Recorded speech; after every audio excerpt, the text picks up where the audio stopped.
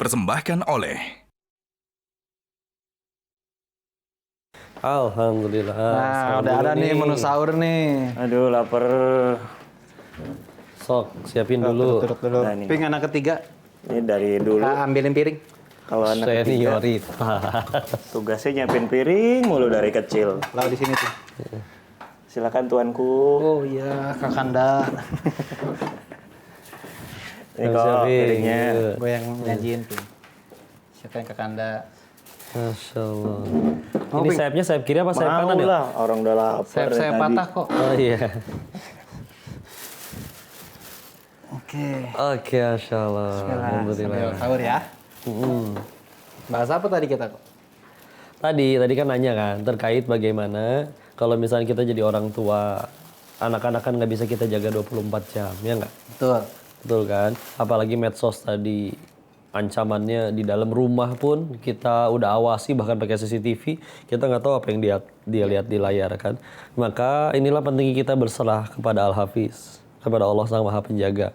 Bahkan kita kan sekarang masih bisa mantau, jagain, masih bisa dampingin.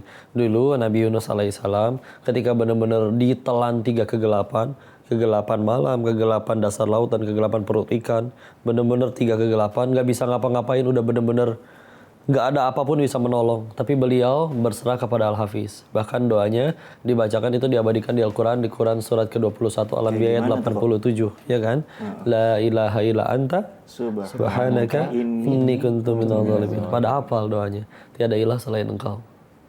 Subhanaka, maha suci engkau. Ini sesungguhnya kuntu minadh dhalimin. Sesungguhnya aku yang zalim. Beliau mengakui kelemahannya dan menyerahkan dirinya kepada Allah dengan memuji Allah, mengagungkan Allah. Maka ketika sudah dijaga oleh Allah Sang Maha Penjaga, dalam dasar laut di perut ikan tengah malam tetap keluar, tetap selamat. Masya Allah. Ya.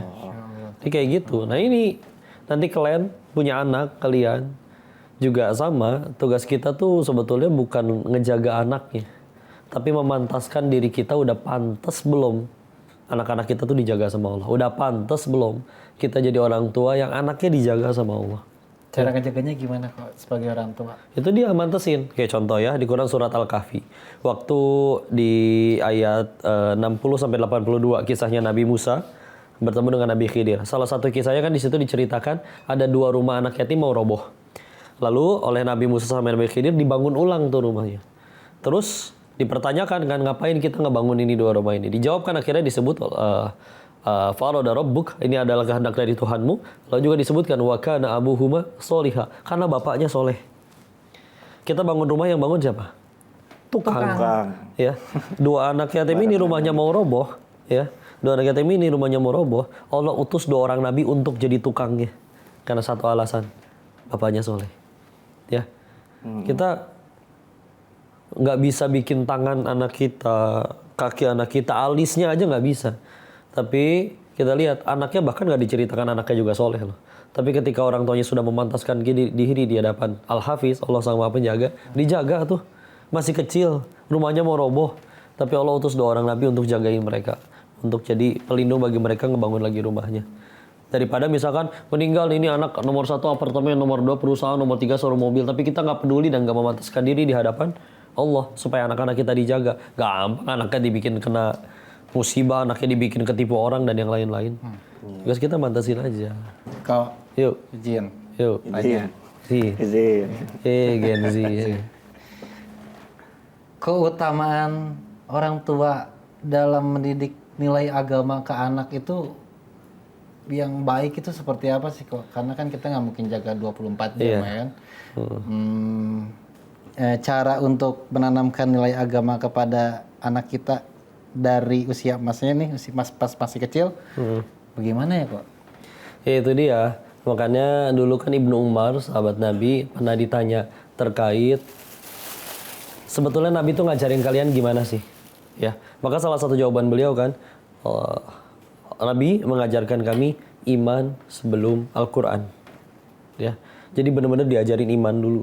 yakin dulu dengan Allah Maha Penjaga tadi Al-Hafiz. Akidahnya Ya, lalu karena ketika akhirnya akidah sudah kuat, itu akan berbuah dia taat kepada syariat, maka bismillah dia akan jadi orang yang luar biasa nanti ke depannya. Sehingga nanti ini anak mau udah didampingin atau enggak sama orang tuanya, atau nanti ketemu idealisme seperti apa, ketemu teman-teman sengaco apapun itu, dia tahu mana benar mana enggak, dia tahu mana boleh mana enggak, ya. Kalaupun akhirnya sempat tergelincir ketika kita benar-benar udah sempat menanamkan indahnya, hangatnya dulu suasana kumpul kayak tadi ngaji di rumah. Suatu saat dia akan, kan maksiat itu capek ya.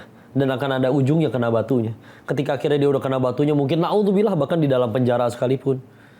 Aduh rindu dulu bisa ngaji bareng sama orang tua, sama adik-adik, sama kakak. Ya, sehingga akhirnya dia punya tujuan pulang lagi gitu. Bayangkan kalau misalkan dari kecil kita nggak pernah menanamkan indahnya momen-momen itu, ya dia Ketika apa mau nyari kemana berarti setiap kali dia galau, setiap kali hancur. galau mau nyari kemana kalau nggak ke Tuhan dan nggak diajarin sama orang tuanya. Iya, makanya ya gitu. Kalau ke istri juga sama ya, kok Evan kan belum punya anak. Untuk bisa jadi suami yang bisa menjaga istri dengan baik, salah satu supaya Allah tolong bantu dijagain keluarganya, hubungannya, itu juga dengan ngajarin istri, mendidik istri dan memantaskan diri ya kok. Betul, kan dia juga makmum, ya kan. Dan kita sebagai pemimpin wajib bertanggung jawab. Dan tugas kita tuh untuk menggandeng tangan kita berhasil, tangan mereka nyampe berhasil ke surga Allah. Iya. Insya Allah ya. Jadi seperti itu. Tapi sebagai istri, sebagai imam nih, sebagai suami harus punya 3 kelebihan dibanding istri. Apa aja tuh kok? 1, Takutnya kita gak punya ya. Satu, dia harus lebih takwa daripada istrinya. Jadi ternyata istri tiap hari duha 2 rakaat, suami harus lebih. Suami istrinya setiap hari baca Quran 2 lembar, maka suami harus lebih banyak lagi, 1 juz kalau bisa. 1 lebih takwa. 2 lebih berilmu. Ya, karena kan nanti istri mau nanya, aduh kagok masa nanya ke suami orang, akhirnya nanya ke suami ternyata tahu. Nah kalau misalnya nggak tahu, maka ya udah ngaji bareng, ya kan? Terbatas. Yang ketiga ini nggak wajib, tapi kadang suka jadi masalah. Selain harus lebih bertakwa dan lebih berilmu, suami juga harus lebih banyak duitnya daripada istrinya. Lulus alias Iya. Tapi berarti kalau misalkan kita nggak kaya, nggak boleh dong misalkan nikahin anak perempuan yang kaya. Boleh. Selagi kita yakin nikahnya lillahi ta'ala, nggak cuma ngincar hartanya, benar-benar dengan dia aku tambah dekat denganmu ya Allah. Maka mampukan aku ya Allah, engkau maha kaya, engkau maha menjaga. Jaga aku supaya aku sanggup menjaga hambamu yang lain ini. Untuk sampai ke surgamu. Begitu. Ini udah ada nih makanannya nih. Kita sahur dulu ya nggak? Iya. Habis itu baru kita agar lama-lama nih. Makan dulu. Pemirsa Asmaul Husna juga jangan lupa sahur dulu ya. Jangan kasihkan nyimak tapi sampai lupa makan. Gak apa-apa sambil makan ya. Jadi kita sahur dulu. Kita lanjut lagi sebentar lagi. Selamat sahur pemirsa.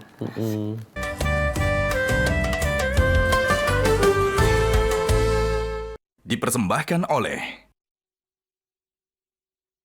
Jelajahi cara baru mendapatkan informasi. Download Metro TV Extend sekarang.